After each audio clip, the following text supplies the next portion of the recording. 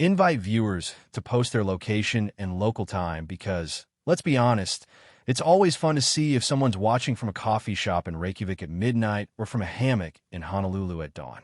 Now, picture this Westfield Academy's marble floor shine like they've just been buffed for royalty, not for teenagers with sneakers that squeak like badly tuned clarinets.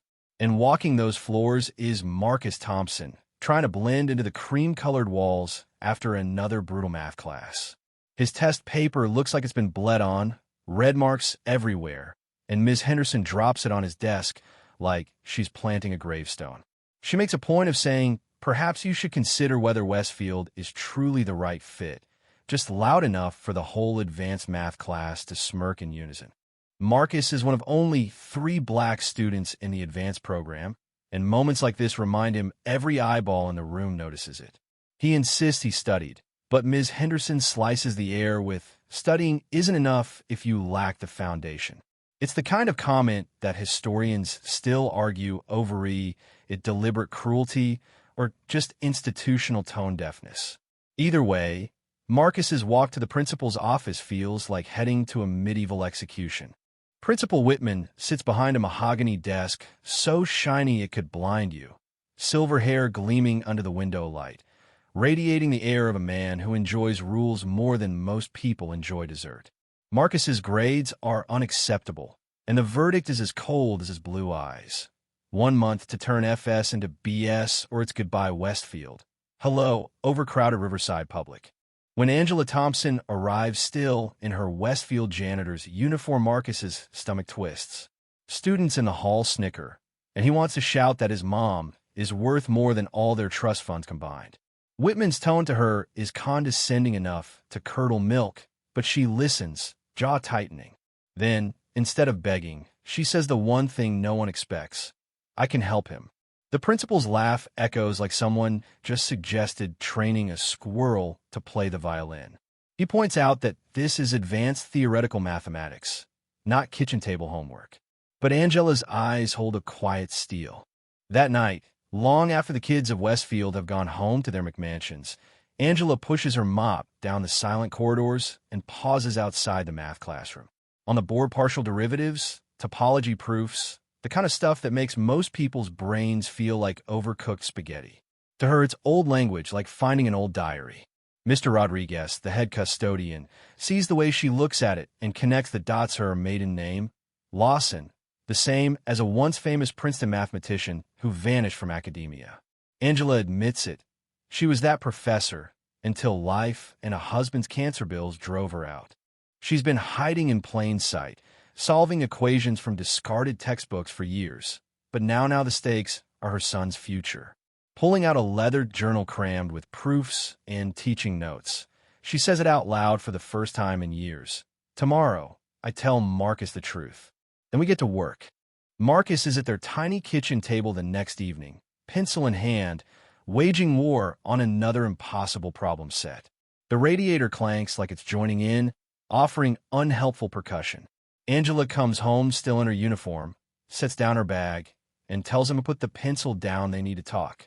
She pulls a dusty box from the top closet shelf, opens it to reveal her Princeton PhD diploma and stacks of academic papers with her name on them. Dr. Angela Marie Lawson. Marcus blinks at her like she's just claimed to be a retired astronaut. Yes, she says, I have a PhD in mathematics from Princeton. Yes, I taught at the university. And yes, right now, I clean your school's bathrooms. His voice cracks, asking why she never told him. She explains the whole story: his father's cancer, the insurance rejections, her desperate choice to move grant money to pay for treatment, the resignation that ended her career. She hid it because she wanted him to believe in the dream, not see how quickly it could fall apart. But now, there's no hiding. Whitman's ultimatum is a ticking clock. She moves to the kitchen whiteboard and rewrites the equation that got him that F. Instead of reciting formulas like Ms. Henderson, she draws connections, diagrams, even a quick cartoon of a roller coaster to show how the values change. In 10 minutes, Marcus understands what weeks of class couldn't make clear. Of course you do, she grins. You're my son. You just needed someone to speak your brain's language. Over the next 3 weeks, their kitchen turns into a midnight command center. Angela's lesson plans original methods. She pioneered years ago connect abstract concepts to patterns Marcus can visualize. They laugh over math puns, debate whether zero is lonely or just highly selective, historians still argue, and drink too much tea. Marcus's confidence grows so fast it's almost suspicious, which is exactly what Ms. Henderson decides. After he nails a test with a 96%, she keeps him after class, her voice sharp enough to slice marble. "Who's been helping you?" she demands. He won't say, just that it's someone who understands math. She takes it straight to Whitman. The next day, Marcus and Angela walk into the principal's office, where Ms. Henderson and a school board member, Dr. Chun, are waiting. Angela lets them air the accusations, then drops the reveal, "I've been tutoring him." The laugh that comes back is pure disbelief until Angela challenges Henderson to give her the hardest problem she's got. Henderson obliges, writing a monster calculus problem on the board, the kind that could make a grown mathematician fake a fainting spell. Angela studies it, then starts solving out loud, step by step, offering 3 different methods, and along the way, pointing out a sign error in Henderson's setup that would invalidate any student's work. By the time she's finished, the room is so quiet you can hear the markers settling. Dr. Chin calls it brilliant. Whitman looks like he swallowed a lemon. Henderson, pale, manages to whisper, "You're Dr. Lawson." Angela nods, her voice steady. Former Dr. Lawson. Now, just a mother proving her son earned every mark. By the next morning, the story has ricocheted through the school like a rogue ping-pong ball-bee lunch. It's mutated into the janitor solve a math problem that NASA couldn't crack. Dr. Chin doesn't wait for the rumor mill. She's been up all night digging into Angela's published work, 23 papers, 6 awards, and teaching methods that most universities still haven't caught up with. She finds Angela mid-shift in the physics lab and asks her to show exactly how she taught Marcus. Within minutes, more teachers drift in math, science, even art watching as Angela translates dense calculus into colorful, moving diagrams. She explains how traditional methods assume one kind of brain, but visual, kinesthetic, and narrative learners need other doors into the same house. Mr. Jameson, the AP calculus teacher, admits this is exactly where his students get lost. Angela takes his hardest problem, reshapes it into something visible, and suddenly half the room is leaning forward like kids at a magic show. Miss Henderson, uncharacteristically quiet, finally says it's been teaching wrong for students who don't think like she does.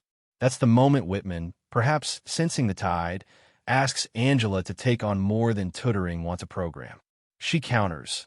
She'll help his grandson James, who's failing calculus at university, if he backs a district-wide alternative math learning plan. Whitman agrees.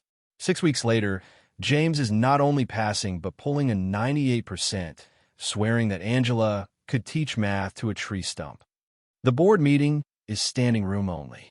Angela, wearing the one suit she's kept from her professor days, listens as student after student Marcus, James, and a half dozen more describe how her methods turned failure into understanding. Henderson steps up to confess that adopting Angela's techniques has lifted her remedial classes scores by 35%.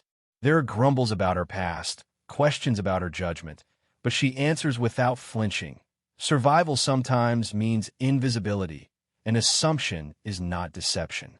When a vote comes, it's unanimous Angela will lead the alternative mathematics learning program. 6 months later, she's in a sunlit office, her old janitor uniform framed on the wall with a plaque that reads, "Never forget, brilliance can be found anywhere if we're willing to see it." Marcus stops by between classes, catching her mid-lesson with a cafeteria worker's daughter. "If I can stand at this board," Angela tells the girl, "so can you.